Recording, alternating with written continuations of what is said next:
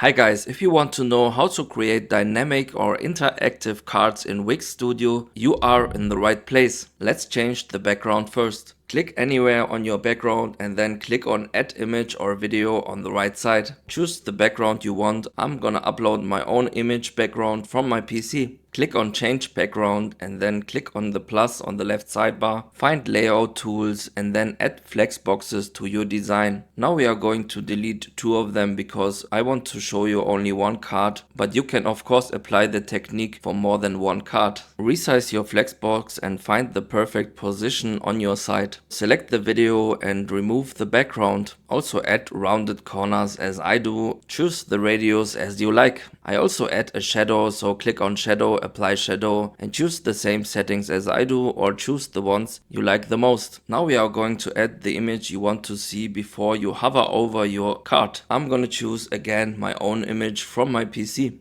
Add to page and make sure the image is selected. Then also add corner roundings here. Make sure it is the same as you did in the flex box before. Now you can already see how beautiful this card looks like with the shadow, glow or corner roundings. To create an interactive effect, we need to add a container. We are doing this by clicking on the plus on the left sidebar. Click on quick add and then select and drag the container inside the card. Expand it to fit the frame. Make sure the layer of the container is above the image. If not, just change the layers by dragging the container above the image. Then select the container and remove the background. And also add corner roundings, same as we did in the image and in the flex box. Now we are going to add a video. We are going to do this by clicking on the plus in the left sidebar, quick add, select the video and drag it into the card. Expand it to fit the frame. Also add corner roundings as we did for the others before. In the end, just change the video to the video you want. I'm gonna choose a video from my computer again.